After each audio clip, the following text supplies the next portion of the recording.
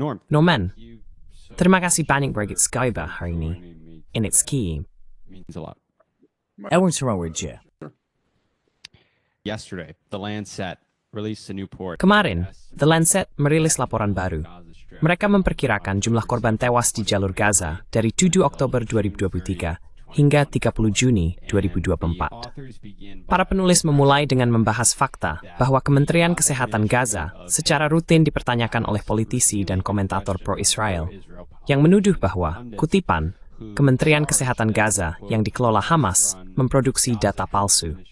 Dalam sebuah kuliah tahun 2014, Anda memprediksi bahwa Israel telah melarang pemantau hak asasi manusia dari Gaza setelah operasi Cast Lead, sehingga satu-satunya sumber data kesehatan dan korban yang dapat diandalkan selama serangan Israel adalah Kementerian Kesehatan Gaza, yang kemudian akan dituduh oleh Israel sebagai Hamas dan membuat semua datanya, yang persis seperti yang dilakukan Israel dan para pendukungnya.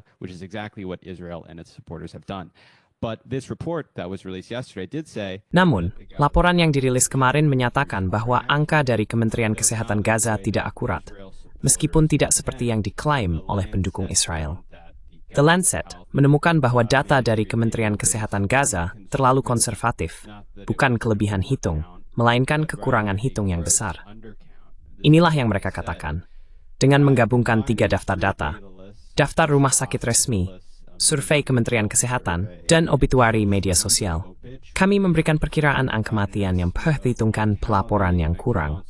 Kami memperkirakan total kematian akibat cedera traumatis sebanyak 642,60 orang, yang menunjukkan bahwa Kementerian Kesehatan meruhalkan jumlah sebesar 41%.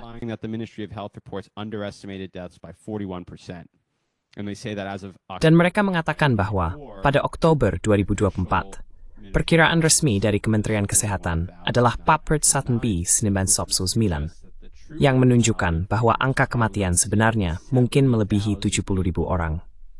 Norm, jika Anda berbicara dengan pendukung Israel dan mengonfrontasi mereka dengan hal ini, mereka akan mengatakan bahwa angka-angka ini mungkin tinggi, tetapi secara keseluruhan, Israel telah dibenarkan dalam apa yang telah dilakukan di Gaza bahwa ini hanyalah perang.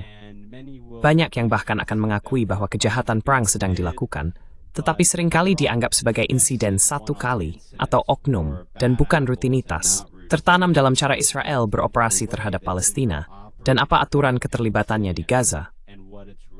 Anda sering mencatat dalam wawancara bahwa tidak ada perang di Gaza, bahwa salah menyebutnya demikian.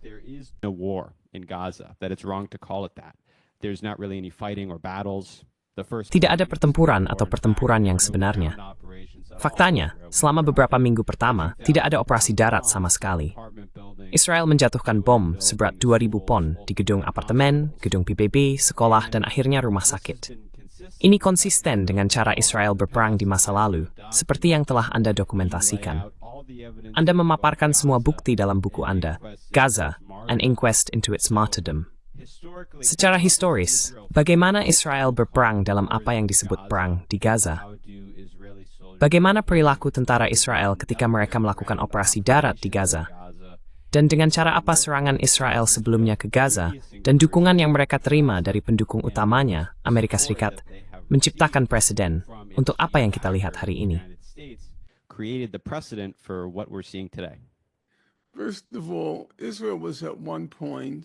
Pertama-tama, pada satu titik, tentara Israel adalah pasukan tempur. Mengenai hal itu, saya rasa tidak ada yang bisa diperdebatkan. Mereka mulai selama Perang Dunia II atau pada tahun 1930-an, selama apa yang disebut pemberontakan Arab antara tahun 1936 dan 1939. Mereka mulai mendapatkan pelatihan serius dari Inggris. Ada seorang pria yang tampaknya adalah seorang psikopat di Angkatan Darat Inggris bernama Ort Wingate, dan dia mulai melatih orang-orang Israel. Mereka kemudian memiliki, atau seharusnya saya katakan, apa yang disebut ketika mereka belum menjadi orang Israel, pasukan tempur di Yishuv Israel. Itu adalah komunitas Yahudi pra-Israel di Palestina, YISUF Yishuv. Mereka juga memiliki banyak pengalaman tempur selama Perang Dunia II. Pada saat Perang tahun 1948 datang, mereka mungkin tidak sekelas Tentara Merah, tetapi mereka adalah pasukan tempur yang kompeten.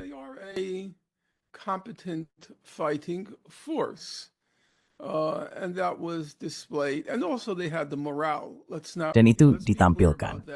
Dan juga mereka memiliki semangat juang. Mari kita perjelas tentang itu.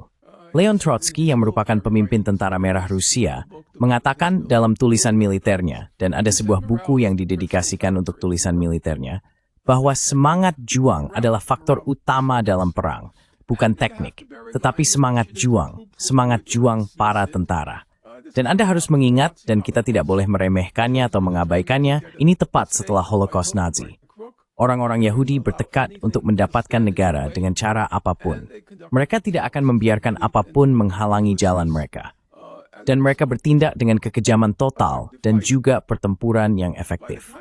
Pada saat kita sampai pada perang tahun 1967, saya melewatkan perang tahun 1956, serangan Inggris, Perancis, Israel terhadap Mesir, invasi Sinai.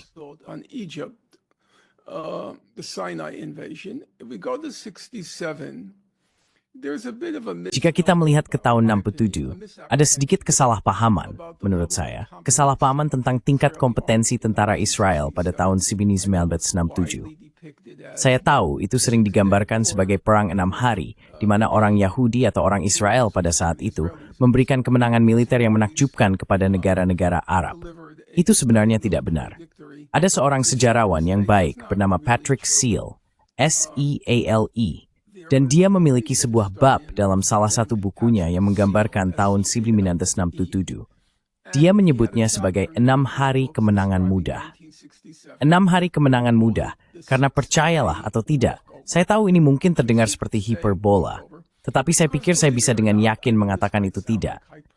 Perang 6 hari, seperti yang disebut, sebenarnya berakhir dalam 6 menit.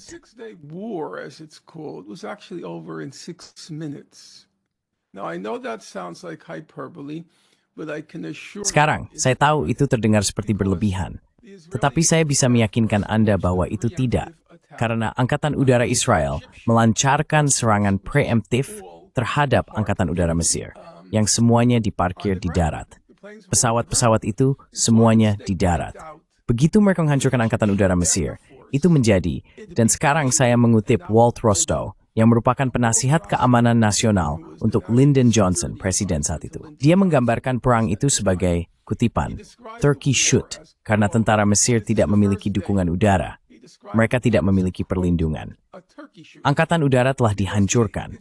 Dalam waktu sekitar 6 menit atau 10 menit, saya tidak ingat, itu seperti 6 menit atau 10 menit, Angkatan Udara Mesir dihancurkan. Dan oleh karena itu, tank-tank, pasukan, tidak memiliki perlindungan udara, tidak ada perlindungan udara.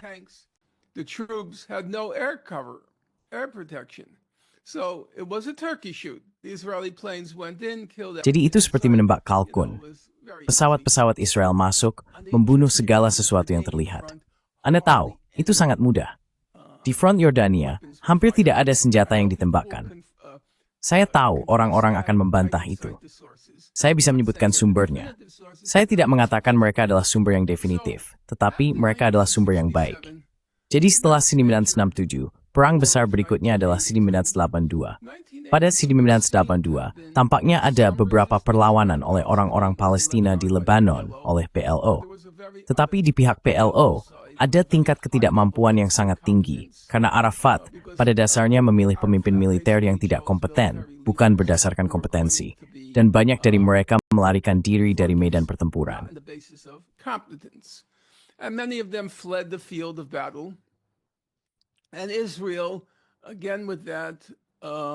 Dan Israel, sekali lagi dengan angkatan udara yang mematikan itu, membunuh sekitar perkiraannya 15.000 hingga 20.000 warga sipil Lebanon dan Palestina, sebagian besar warga sipil. Pertempuran besar berikutnya terjadi di Lebanon lagi, tetapi kali ini melawan tentara Tuhan, Hezbollah. Dan di sana, Anda melihat mereka mulai menunjukkan tingkat kompetensi militer yang jauh lebih rendah. Sebagian saya percaya, karena mereka tidak lagi sangat termotivasi. Ini bukan lagi, Anda tahu, istilah mewahnya, bukan lagi perang eksistensial. Israel berperang, Anda bisa mengatakan, perang eksistensial pada tahun 1948. Sekarang, memang benar, seperti yang dikatakan Benny Morris dalam salah satu bukunya, pihak yang lebih kuat menang. Israel memiliki lebih banyak pasukan pada tahun 1948. Mereka memiliki lebih banyak peralatan militer setelah 3 minggu pertama. 3 minggu pertama is solid. In the later 3 minggu pertama, mereka terlihat militer. But after the first 3 weeks, it had more military equipment, but it was still a competent fighting force with a very high level of morale. Namun, itu masih merupakan kekuatan tempur yang kompeten dengan tingkat moral yang sangat tinggi karena kuat. Kami akan mendapatkan negara itu. Kami akan mendapatkan negara itu dengan cara apapun. Kami akan mendapatkan negara itu. Pada tahun 1980-an hingga tahun 2000, tidak ada lagi rasa ancaman eksistensial yang sama. Tidak ada lagi moral yang tinggi, dan Anda melihat kompetensi mulai berkurang dalam kekuatan tempur Israel. Pada tahun 2000, Hezbollah berhasil mengusir Israel dari Lebanon Selatan. Pada tahun 2006, selama perang 34 hari, saya pikir benar untuk mengatakan bahwa Hezbollah menang. Orang Israel menyebutnya jalan buntu. Bagaimanapun, dari sana Anda mulai melihat kurva menurun di mana Israel tidak lagi berperang. Jika Anda melihat operasi Cast Lead pada 2008-9 yang Anda sebutkan, dan operasi Protective Edge pada 2014, Izapol through Dunks. Nali, through Manageri, is trying to terhadap were menjadi abertumor. To be honest, Israel didn't really describe them as wars. They described it as mowing the lawn. Mowing the lawn. Mereka menggambarkannya sebagai memotong rumput. Memotong rumput bukanlah metafora yang berbau perang. Memotong rumput membangkitkan tentang rumah di pinggiran kota, di mana seseorang keluar dengan mesin pemotong rumput dan memotong rumput. Ini bukanlah perang. Laporan Goldstone menggambarkan operasi Cast Lead sebagai dirancang untuk mempermalukan, menghukum, dan meneror penduduk sipil. Itulah yang mereka katakan sebagai tujuannya, untuk mempermalukan, menghukum, dan meneror penduduk sipil. Jelas ini bukan perang. Dan jadi saya akan mengatakan, dimulai dengan apa yang disebut pemotongan rumput di Gaza. Itu penting menjadi perang.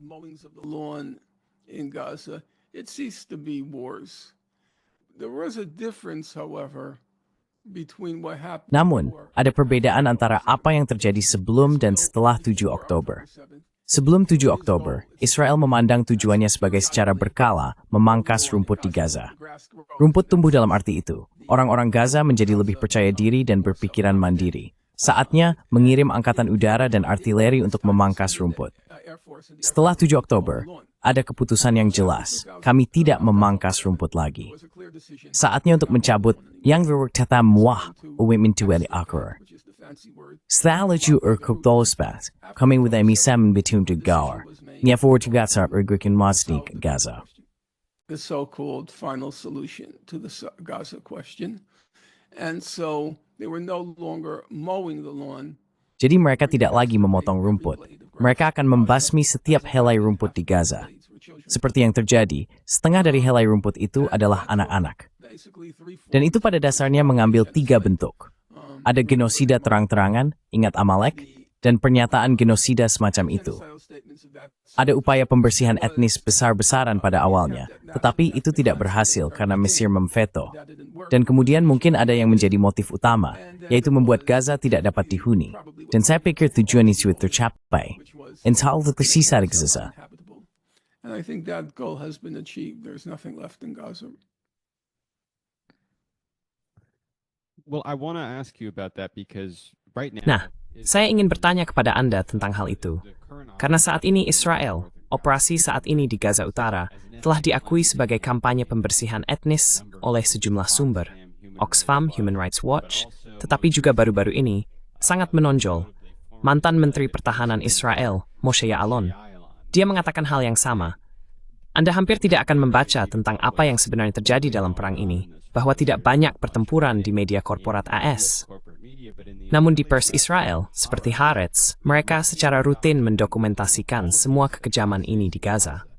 Baru-baru ini, mereka menggambarkan budaya balas dendam di antara banyak tentara yang terdaftar. Dan jika Anda memerlukan bukti lebih lanjut tentang perilaku semacam ini, Anda dapat melihat feed media sosial tentara Israel yang dikerahkan di Gaza, yang dengan antusias memposting kejahatan perang mereka sendiri di Instagram dan Facebook secara terbuka. Dari yisinnya tuami syakat Israel.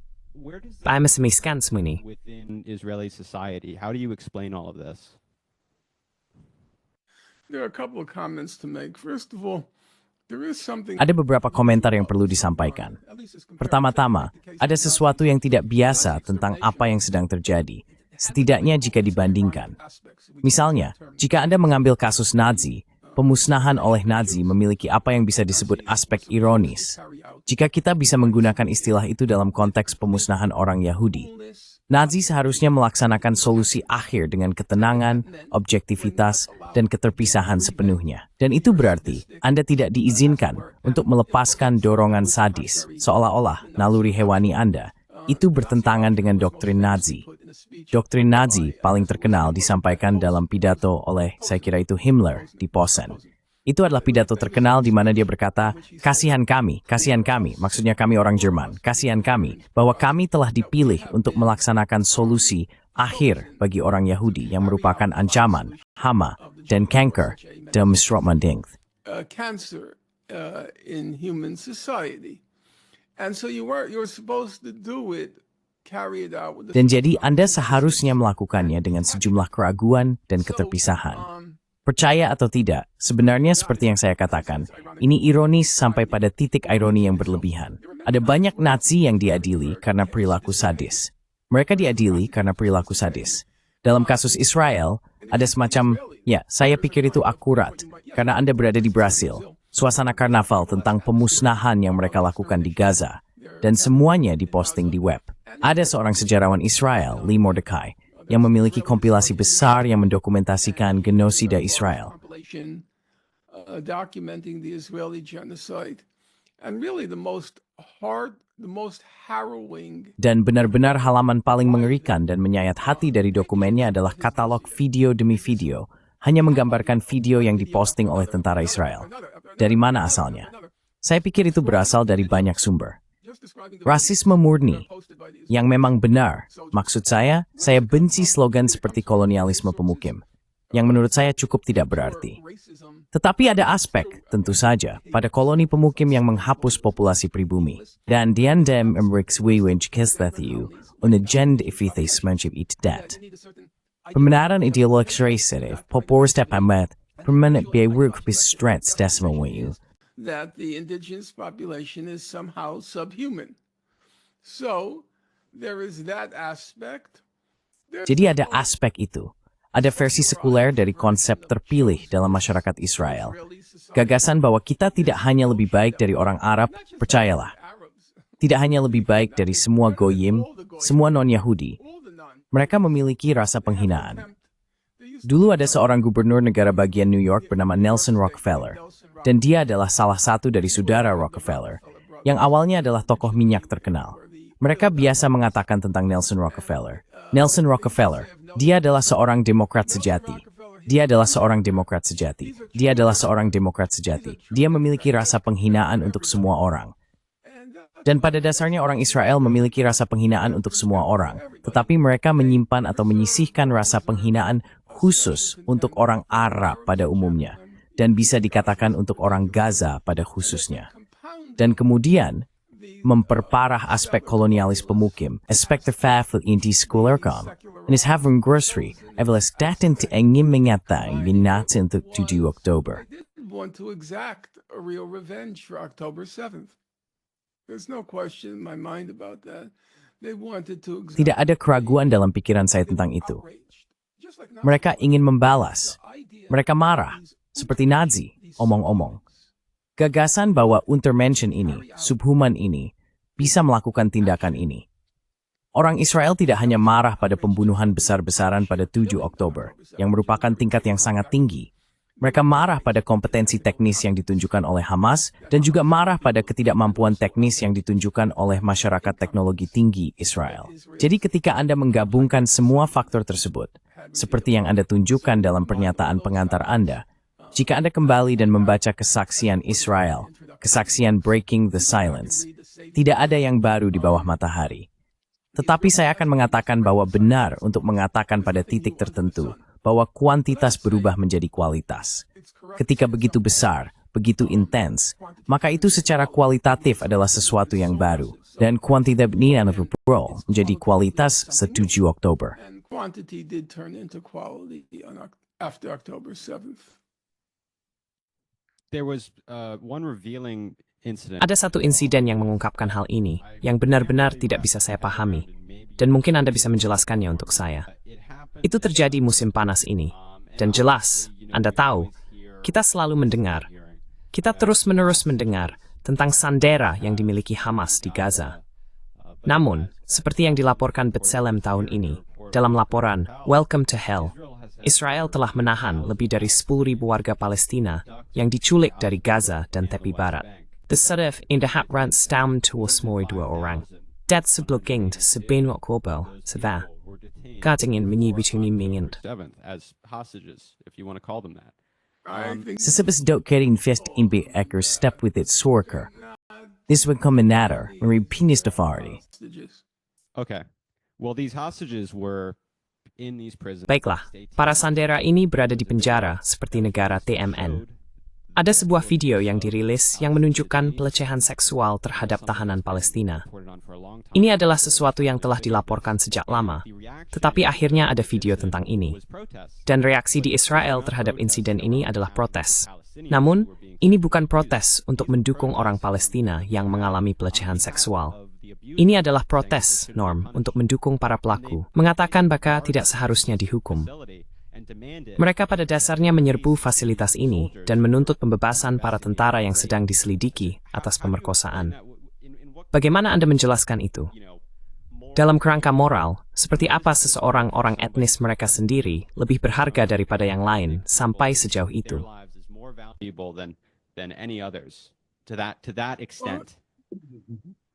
I think it's a combination of two things. Saya pikir ini adalah kombinasi dari dua hal. Pertama-tama, semangat nasionalis dari negara Yahudi ini, semangat nasionalis yang gila. Dan kemudian ini digabungkan dengan fakta bahwa Israel memiliki tentara warga negara. Sekarang dalam keadaan normal, saya akan mengatakan itu adalah hal yang baik. Saya pikir, seperti semua orang harus membayar pajak, setiap warga negara harus menanggung beban pertahanan negara mereka. Dan tidak ada yang boleh menghindari beban itu, yang dalam keadaan tertentu bisa mematikan untuk ditanggung. Tapi saya tidak berpikir, Anda tahu, selama perang Vietnam, kami memiliki, saya tidak ingat, lucu, itu terlewat dari pikiran saya. Tetapi mahasiswa mendapatkan penangguhan, bukan? You know, it's funny, it slipped my mind. But students got deferments. If you were in college, you got an automatic deferment for the. Jika Anda berada di perguruan tinggi, Anda mendapatkan penangguhan otomatis selama Anda berada di perguruan tinggi. Dan seperti yang bisa Anda bayangkan, orang-orang miskinlah yang harus berjuang. Jadi ada nilai dalam gagasan tentara warga, tetapi ada juga sisi negatifnya. Sisi negatifnya adalah Anda tidak bisa menggunakan argumen bahwa hanya beberapa orang jahat yang melakukan kekejaman ini. Ini mewakili seluruh masyarakat Israel.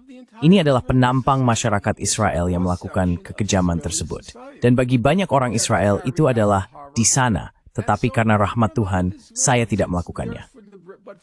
Artinya dalam situasi itu, saya mungkin melakukannya. Karena itu adalah saudara Anda. Itu adalah saudari Anda. Itu adalah anak Anda. Itu adalah putri Anda. Itu adalah sepupu Anda. Itu adalah keluarga Anda. It's your cousin, it's your family. So, they're very protective because Jadi mereka sangat protektif. Karena tentara ini bisa dibilang menggandakan semangat nasionalis biasa dari negara manapun di masa perang. Ini digandakan oleh fakta bahwa semua orang melihat diri mereka sebagai di sana, tetapi karena rahmat Tuhan dalam tentara itu. Karena itu adalah tentara warga negara. Ini adalah penampang. Jadi ketika mereka bersorak, mereka menuntut pembebasan. Itu adalah proyeksi. En saya menuntut pembebasan untuk dipras, amat merentiu, nega bisa pafta at ham posisi itu. It's itahat MWC to Granka.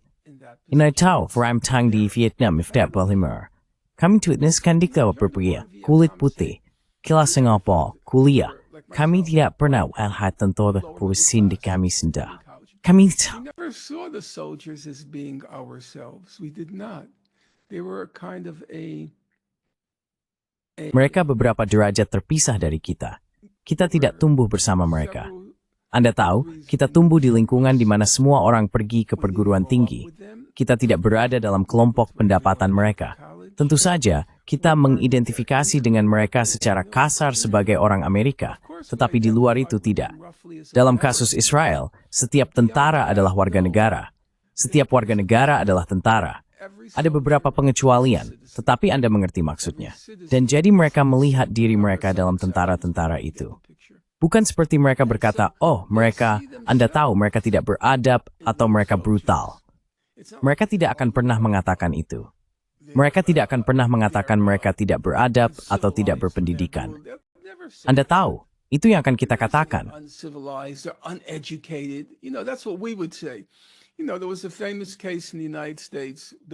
Anda tahu, ada kasus terkenal di Amerika Serikat, pembantaian My Lai, dan orang yang menjadi kambing hitam adalah seorang pria bernama Kali, Letnan Kali.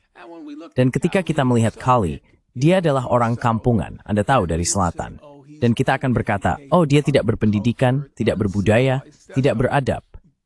Begitulah cara kita menjauhkan diri dari kejahatan orang-orang seperti Kali.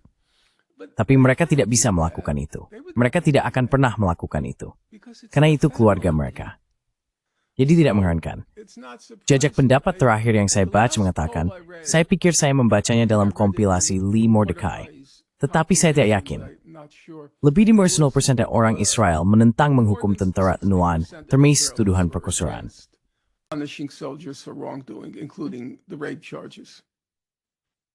So I think everybody at this point understands that. Jadi saya pikir semua orang pada titik ini memahami bahwa salah satu cara, dan sebenarnya cara, Israel dapat melakukan apa yang dilakukannya dengan impunitas terhadap Palestina, invasi ke Gaza, tetapi juga aneksasi tepi barat, dan invasi ke negara-negara sekitarnya, pemboman Suriah, Yaman, dan Lebanon, adalah dukungan Amerika Serikat untuk itu, secara diplomatik dan jelas mempersenjatai serta mendanai konflik-konflik tersebut, hingga puluhan miliar dolar. Salah satu alasan mengapa ini terjadi, dan bagaimana sistem ini berfungsi dengan begitu lancar, adalah karena jika Anda menentang pendanaan Israel di Amerika Serikat, dan dukungan tanpa syarat kita untuk pemerintah asing ini, Anda langsung dituduh antisemitisme dan kebencian terhadap Yahudi. Dan ini adalah sesuatu yang telah Anda alami, dan banyak orang lain yang mencoba mengkritik Israel juga mengalaminya. And many others have experienced who try to criticize Israel, really across every major American institution. Sungguh, di setiap institusi besar Amerika, terutama setelah 7 Oktober, kita telah melihat ini dari akademisi hingga pemerintah hingga tempat kerja. Kritikus Israel, termasuk yang Yahudi, secara konsisten menghadapi tuduhan jenis kebencian ini. Mereka dengan cepat dihukum karena pandangan mereka. Miliarder seperti Bill Ackman mengorganisir kampanye daftar hitam untuk mahasiswa yang mengkritik Israel atau menolak Zionisme. Profesor perguruan tinggi seperti Anda, Steve Salaita, dan Norman Finkelstein ditolak untuk mendapatkan jabatan tetap atau langsung dipecat karena pandangan mereka tentang Israel. Sekolah profesional, perusahaan, dan firma hukum secara konsisten memecat dan memasukkan daftar hitam mahasiswa dan profesional muda yang hanya berpartisipasi dalam protes atau mengenakan syal kefiyeh. Basis data online lengkap telah dibangun, norm seperti Canary Mission dan Stop Antisemitism, untuk mendikan para kritikus Israel ini. Antisemit dapat dipekerjakan. Israel as unhirable anti-Semites. There has really been a major assault on free speech. Benar-benar ada serangan besar terhadap kebebasan berbicara untuk mempertahankan dukungan yang tidak dipertanyakan dan tanpa syarat yang kita miliki untuk Israel.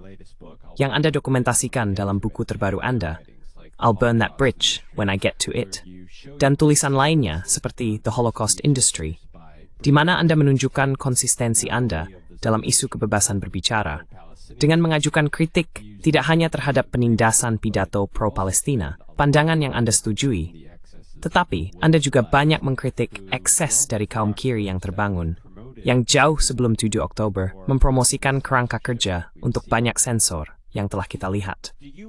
Apakah Anda menyadari bahwa taktik yang digunakan oleh lobby pro-Israel terhadap para kritikus mereka sebenarnya sama persis, jika tidak lebih ekstrem dan efektif, daripada yang disebut kaum kiri terbangun?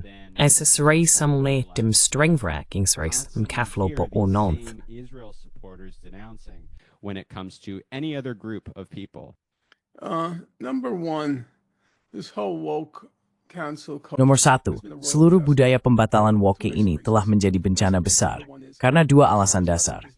Alasan dasar nomor satu adalah senjata terkuat. Kita adalah kebenaran. Fakta ada di pihak kita. Dan kita tidak perlu takut menghadapi konfrontasi publik berdasarkan fakta. Sekarang, ketika Anda mulai mengklaim hak untuk sensor karena kutipan, itu membuat saya merasa tidak nyaman, atau kutipan, itu membuat saya merasa tidak diterima. Anda sekarang memberikan alasan sempurna untuk membungkam ucapan yang tidak diinginkan. Tapi itulah yang sebenarnya tidak ingin kita bungkam. Karena justru karena fakta ada di pihak kita. Kebenaran ada di pihak kita. Keadilan ada di pihak kita. Jadi, kita tidak boleh membiarkan terciptanya alasan berdasarkan perasaan tidak nyaman dan tidak diterima. Kita tidak boleh membiarkan terciptanya alasan-alasan tersebut untuk membungkam ucapan.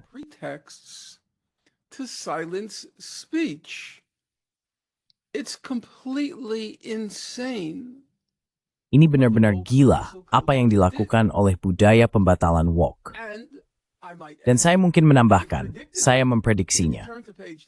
Jika Anda membuka halaman 37 dari buku terakhir saya, I'll Burn That Bridge When I Get to It, saya secara eksplisit mengatakan, jika mahasiswa pro-Palestina memprotes kedatangan orang Israel ke kampus dengan alasan bahwa itu membuat kita merasa tidak diterima dan tidak nyaman, hanya masalah waktu sebelum pihak lain akan mengatakan hal yang sama, bahwa slogan-slogan ini, pembicara-pembicara ini membuat kita, yang berarti orang Israel dan Yahudi, merasa tidak nyaman.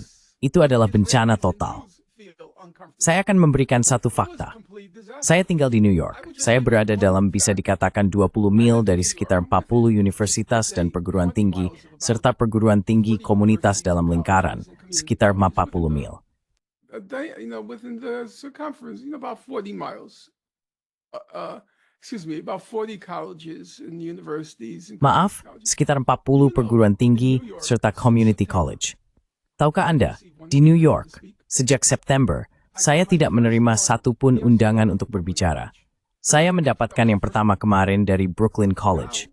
Itu yang pertama. Sekarang, semua orang takut mengundang pembicara yang berbeda papat tentang Gaza ke kampus mereka. Saya tidak ragu bahwa upaya itu akan dilakukan bagaimanapun juga untuk membungkam budaya woke atau tidak, budaya cancel atau tidak. Tapi Anda memberikan alasan.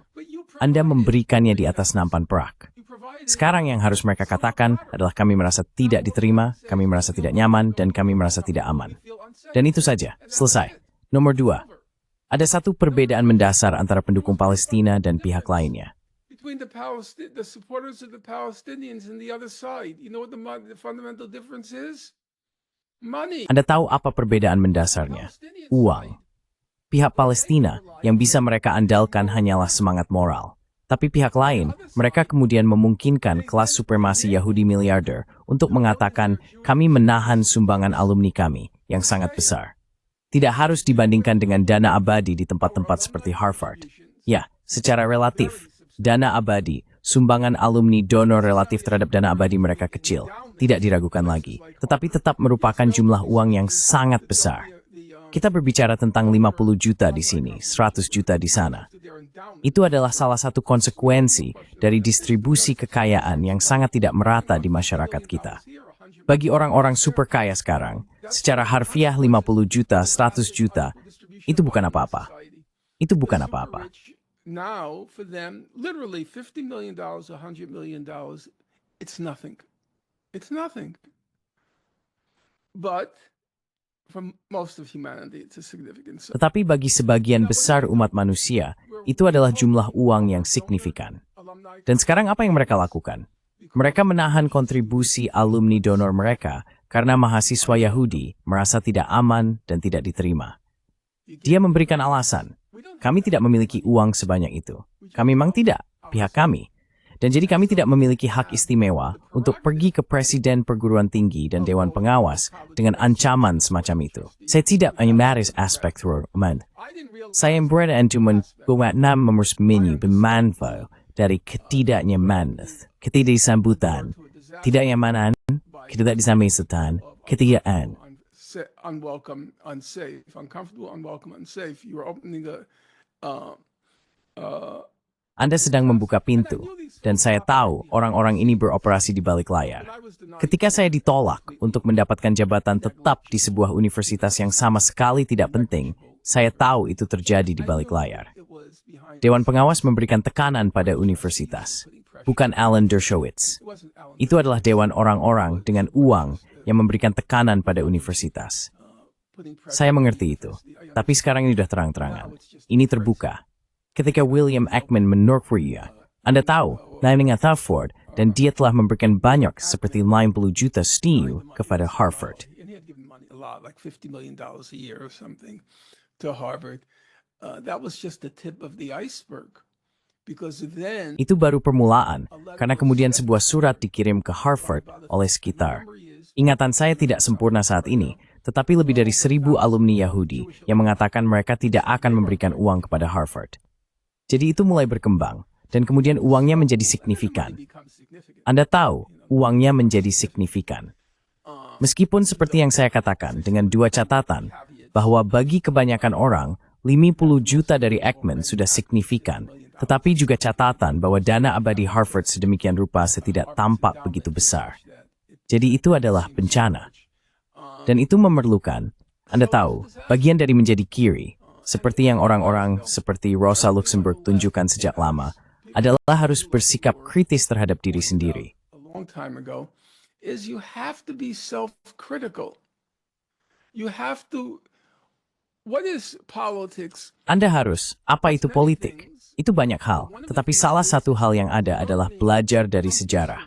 Belajar dari kesalahan, belajar dari kekeliruan. Ketika kesalahan atau kekeliruan terjadi, atau bencana terjadi, untuk secara kritis merenungkan apa yang kita lakukan salah. Jika ada, terkadang bencana terjadi, dan kita tidak memiliki kendali atasnya. Apa yang kita lakukan salah? Juga tentu saja, apa yang kita lakukan benar. Itu penting. Saya pikir misalnya, Bernie Sanders melakukan banyak hal dengan benar, dan saya berharap pihak kiri akan belajar dari apa yang kita lakukan dengan benar. Tetapi, kita tidak boleh membiarkan ego kita mengaburkan refleksi tentang apa yang kita lakukan salah. Dan saya percaya bahwa seluruh budaya woke, cancel culture ini telah menjadi bencana total, yang sepenuhnya dan benar-benar tidak tahu, IGNORNT, tidak tahu tentang sejarah kita. N-O-R-A-N-T, ignorant of our history. Do you know, if you look at the history, Tahukah Anda, jika Anda melihat sejarah perjuangan untuk kebebasan berbicara di negara kita, itu adalah perjuangan yang sangat besar.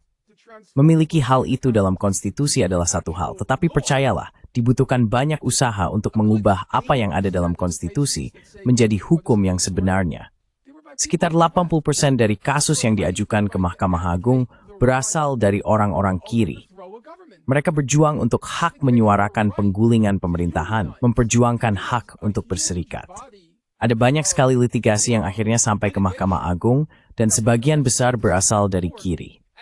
Dan kemudian tiba-tiba, yang disebut kiri ini, menurut pendapat saya, itu sama sekali bukan kiri, tetapi yang disebut kiri ini, budaya cancel woke ini, meninggalkan dan membuang seluruh sejarah itu dan menggantinya dengan apa yang hanya bisa digambarkan sebagai bencana total. only be described as a complete disaster. But I want to also enter the caveat. Namun, saya juga ingin menambahkan bahwa saya percaya tentu saja akan ada serangan oleh kelas supremasi Yahudi miliarder. Ya, akan ada serangan. Tetapi itu tidak akan semudah itu bagi mereka. Mereka hanya perlu mengucapkan 3 kata, tidak nyaman, tidak diterima, dan tidak aman. Dan itu menghentikan semua perdebatan di seluruh negeri. Itu adalah bencana. Saya harap beberapa orang, mereka yang terlibat dalam DAE, jelas itu adalah mata pencaharian mereka. Robin DiAngelo, Ibram X, Kendi, itu adalah mata pencaharian mereka. Jadi mereka tidak akan merenung secara kritis. Tetapi semua orang lainnya, saya pikir, harus melakukan introspeksi. Apakah itu strategi yang bijaksana oleh pihak kiri? Dan dengan itu, saya harus pergi, karena saya ada janji lain. Tuan Berger, kita selalu bisa melakukannya lagi di masa depan. We can always, do it again in the future. Well, Professor. Baiklah, Profesor. Terima kasih banyak telah bergabung dengan saya. Sungguh suatu kehormatan bisa berbicara dengan Anda. Izinkan saya bertanya, jika orang ingin mendukung pekerjaan Anda, saya tahu Anda memiliki buku yang akan terbit akhir tahun ini. I don't look. I'm at the on the other side of midnight. Actually, Lihat, saya berada di sisi lain tengah malam. so I don't look for support. Sebenarnya, saya sudah jauh melewati sisi lain tengah malam. Jadi saya tidak mencari dukungan. Saya memiliki atap di atas kepala saya. Saya memiliki makanan di lemari es saya. Dan untungnya, saya memiliki pemanas di musim dingin. Namun, tidak ada pendingin udara di musim panas. Saya mengesampingkan itu. Jadi, Anda tahu, yang harus kita lakukan adalah mencoba memikirkan cara untuk mendukung Gaza. Dan sebenarnya tidak mudah untuk menemukan cara saat ini. Dan melakukan yang terbaik, yang sangat sulit, untuk mencegahnya dihapus dari agenda masyarakat kita. Saat ini, itu sudah hilang. Jika Anda melihat halaman depan surat kabar, Gaza sudah hilang. Sudah sekitar sebulan. Kita harus melakukan apa yang kita bisa. We have to do what we can. This. En vi ska till Beth till bergabung dengan saya, Norman, in a city Birmingham. Den, ik stimde hobungen en stemlivsstilen skända. And I hope to speak to you soon.